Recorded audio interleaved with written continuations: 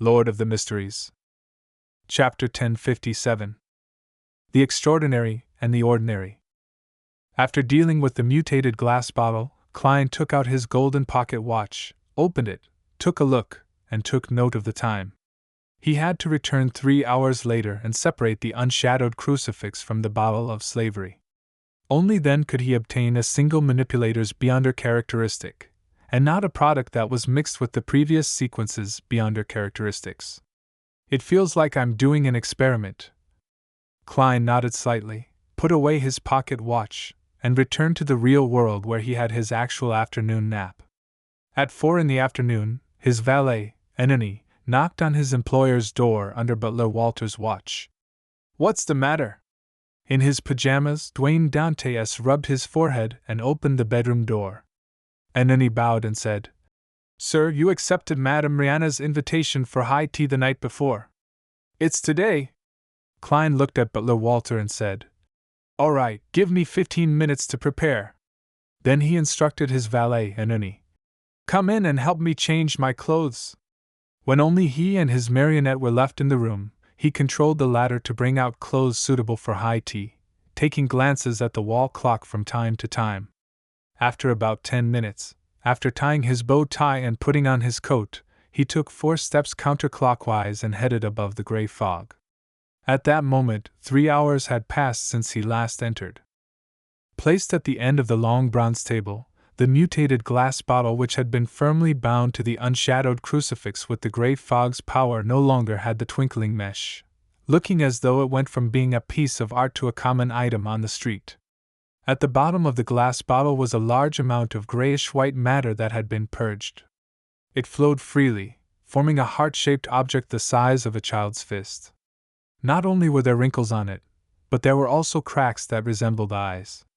As for the complicated, three-dimensional, illusory patterns, labels, and symbols that extended into the void, they were nearly identical to Vin Rambise's beyonder characteristic that Klein had seen from before. "It's just a little different." Klein released the gray fog's suppression and took out the unshadowed crucifix from the bottle mouth.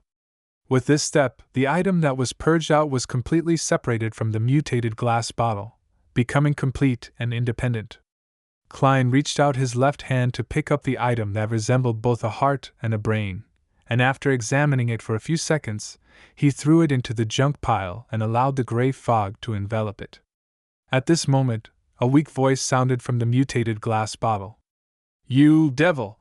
Klein didn't respond as he thrust the unshadowed crucifix back in with his right hand, using the power of the gray fog to press down on it. And with that, the ancient palace returned to its tranquil state. After returning to the real world, Klein put on his top hat, held his cane, and left 160 Barrio Clun Street on his carriage. He headed for Member of Parliament Mock's residence at Unit 39. Inside an elegant activity room at Member of Parliament Mock's house, a few guests sat around an intricate 3-tiered tray. In front of them was a cup of charming black tea. Klein took a small cucumber sandwich and took a small bite. Half-jokingly, he shared his true feelings. "The desserts today seem very unique. Be it the carrot cake or cream puffs." Mock laughed when he heard that. "Dwayne, your observation skills are truly impeccable." "This has nothing to do with one's observation skills. As long as one isn't blind, it's impossible not to tell that the shapes are all banged up," he lampooned silently before saying, "It sounds like something remarkable. Of course, it's personally made by Hazel. You can try it later. Although she can't control its appearance effectively, it really does taste good," Mock said proudly. By the side, Portland Moment, who was the Backlund University of Technology's chancellor, laughed and said, "This doesn't sound like the Hazel I know." Mock glanced at Mariana and said in satisfaction, "Everyone grows up, right? Hazel has really matured recently. Not only is she willing to learn those classes in preparation for socializing and marriage that she used to hate, and occasionally makes desserts and plays music for us, but she'll also frequently offer to accompany her mother to attend musicals, horse racing matches, shop at the departmental store, and listen silently by the side at all kinds of saloons and balls. According to Miss Justice, Hazel's treatment progress has reached a point where she can recall the terrible shock and pain she had suffered. Although it's just a direct sense of the emotions and doesn't involve the exact sequence of events, it's enough to make her dream of losing her parents and relatives. This made her learn to cherish her family. For this, she has decided to change herself to a certain extent. Klein nodded in thought and said with a smile, "That's excellent." "Indeed," Mocht replied while full of emotion. "I was worried about her personality, worried that she wouldn't have a good marriage and be unable to date people in our circle. After we pass away, she wouldn't be able to find help when faced with difficulties. But now, I can finally feel at ease." Mocht revealed a sincere smile as he revealed his worries that he seldom divulged. He raised his arm and waved it gently. Then he said with great confidence, "Why am I making an enemy out of the bloody smog and pollution? Why do we have to fight over the colonies in East Balham with Face Sack and the West Balham with Intis? Isn't it to let our children lead a better life? So that we have fewer worries? To me, Hazel's maturity is greater than the contributions I made at East Balham, far more meaningful than my fights in the House of Commons." As Klein listened to Mock's recount, he couldn't help but look out the window. It was dark outside and the sun was gone. At this moment, Portland replied to Mock jokingly, "No, those things are for our own good." At this point, he looked at Klein and said, "Dwayne, have you thought about it? Do you want to invest in my mechanical laboratory?" Klein let out a soft chuckle. "Mr. Chancellor, why are you still so anxious like a young man? I've already read through the information you gave me and have a rough impression of the rights and revenue. Frankly speaking, I'm very interested. To let talented young adults obtain training at such a mechanical laboratory is greatly satisfying. This should be something we invest in. What's most valuable in this day and age? Talents. Emperor Roselle once said that." Portland chuckled. "So, how much do you intend to invest?" Dwayne raised his porcelain cup and drank a mouthful of black tea. "The initial plan is £10,000, as expected of the most famous tycoon in Backland recently.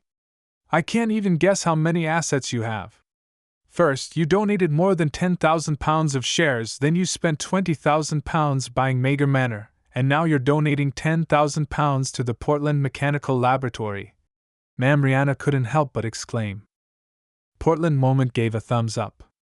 "This is a truly keen investor."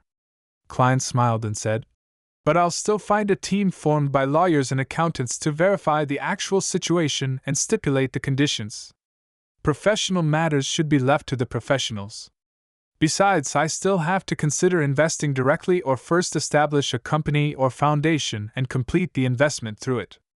Oh, Portland, I think there's one aspect that you didn't take into consideration. How can such an important laboratory not have any security measures? Aren't you afraid of commercial spies or foreign powers infiltrating and causing destruction?" Portland was taken aback as he slowly nodded. "That makes sense. I previously neglected this problem." Having accomplished his goal, Klein no longer harped on the topic. Instead, he deliberately asked, "Has there been news regarding Brigadier General Conas Kilgore?" Mock sighed and said, "No, Civilhouse Yard said that Mager Manor and the surrounding areas have been searched. They didn't even find any leads."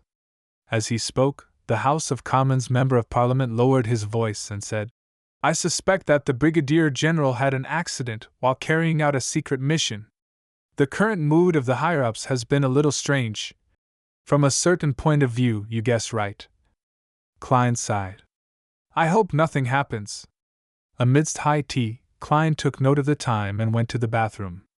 Above the gray fog, he placed the Dreamwalker characteristic into the junk pile that seeped out of the mutated bottle. By the time high tea ended and he returned to 160 Barrio Clun Street, the sky had already darkened.